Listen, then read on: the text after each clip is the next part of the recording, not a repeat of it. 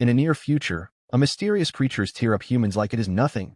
Bullets got little or no damage on them, especially their skin, which is as hard as rock, except you shoot them square in the face, giving you only seconds to run before it recovers.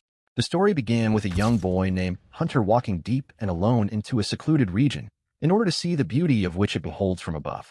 However, just then, Hunter heard a sound and immediately he began to run. Something mysterious seems to be chasing him as he continues to run. Suddenly, he was attacked, but fortunately for him, nothing happened to him as he was in a safe zone. Soon after this incident, Hunter went home and met with his father Will, where he had a discussion with him. He told his dad that all he wanted was to see other people, but his dad informed him of how dangerous his act was, making Hunter apologize. Later on, Will and Katie went into the forest to hunt. On their way home, he told Katie about Hunter's act, but Katie just believes he only wanted to see other people since he is only the kid around their zone. Will explained to her that Hunter didn't only go there to find other people, but went there because that was the last place he saw his mother. Nearby, Nina, who is a scientist, tests our invention and looks not impressed. She continued this till evening, trying to find a breakthrough, which Will watches from afar. At night, Will ran to Hunter's room to help him as he struggles really hard to breathe. Hunter got better after his dad helps. The next day, Will prepared a delicious meal for his son, who in return noticed they don't use the radio anymore, so Hunter asked his dad why. Will then informed his son that they stopped using it in order to save some electricity. That same night, Hunter continued to have difficulty in breathing, so since they are out of filter, Will inject him with some stabilizer in order to continue his breathing. As soon as he was done, Will went straight to meet Nina and told her that he is leaving tomorrow for Boulder. Nina is surprised by this and believes he's going to die, but Will inform her he doesn't have any choice. She informed him that the monsters out there can't be killed and there is no safe way. Will still insists that he has no choice as the filter which is used to control his son breathing is no longer available, and if he doesn't do anything to get more, his son dies. He believes Nina is the only one who at least understands this mysterious creature a bit. After their long conversation, he told Nina he leaving by 8 a.m. and then she owns him at least for the death of his wife. As soon as Will leave, Nina continued to work on her project, and immediately, she began having flashes of what had happened to her and Will's wife, which made her break down in tears. The next morning, Will now all set with all kind of weapon for survival, but just then, Katie arrived and insisted that she comes with Will, but he told her that the town needs her the most. But she ignored him and proceeded to head out. On her way, she met with Nina, who then explained to Katie that this monster tear up their prey like it nothing. Bullets got little or no damage on them, especially their skin, which is as hard as rock, except you shoot them square in the face, giving you only a few seconds to run before it recovers. Before Will leave for his journey, he met with his son Hunter and promised him to return back to him.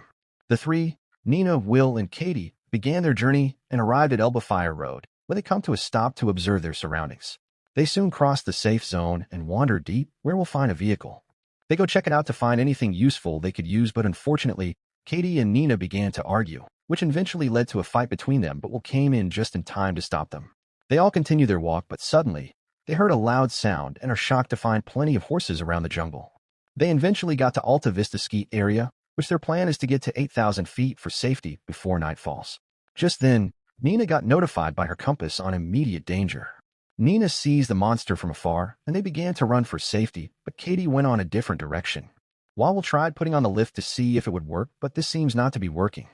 Katie fires her weapon but misses, which then make the monster in return run furiously towards them. Fortunately for them, the lift began to work, but only Nina and Will was on it while Katie ran for her own safety. She got to the top and eventually jumped onto the lift, but unluckily for them, it clashes and Katie fell badly. This doesn't stop then as they continue to run towards the safe zone, while a monster chases after them. The monster head back, and for the moment, the three could breathe. At night, at the resort lodge, the three celebrated their small victory of survival.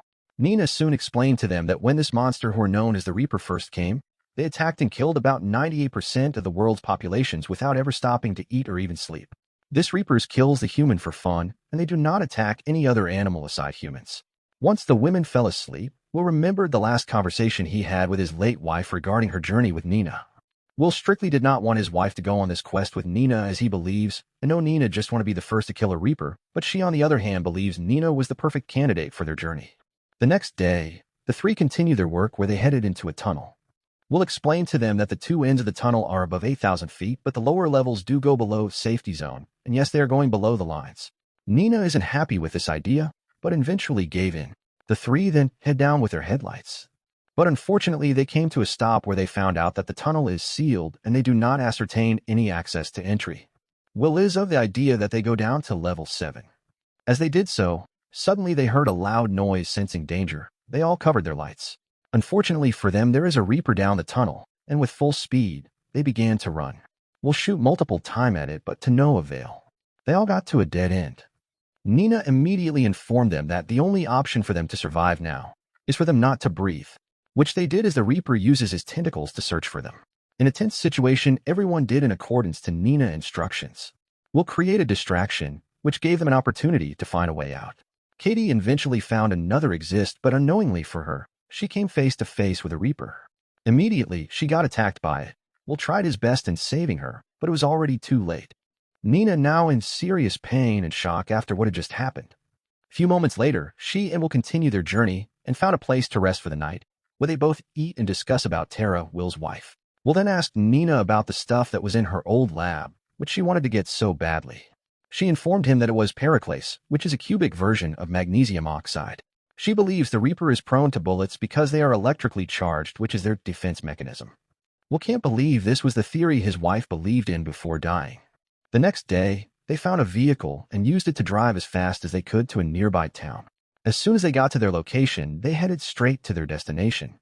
Will found the supply room in search of the filters for Hunter, but just as he did so, they heard a loud noise.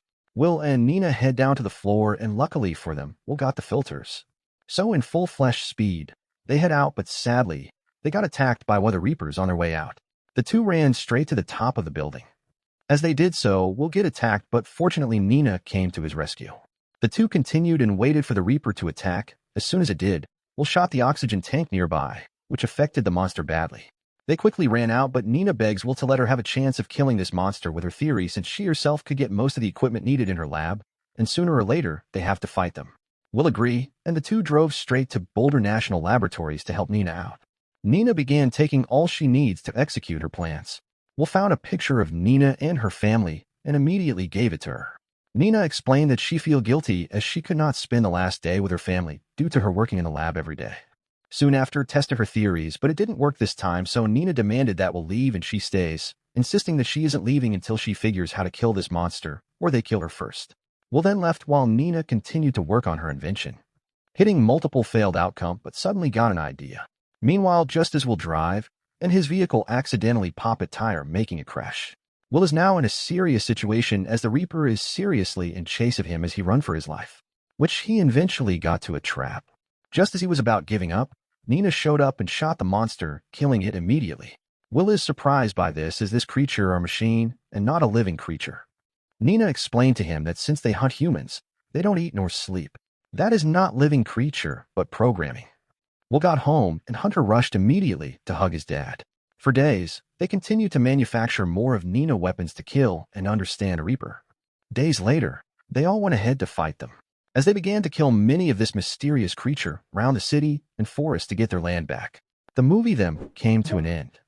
Kindly subscribe for more recap like this. Thanks for watching, and goodbye.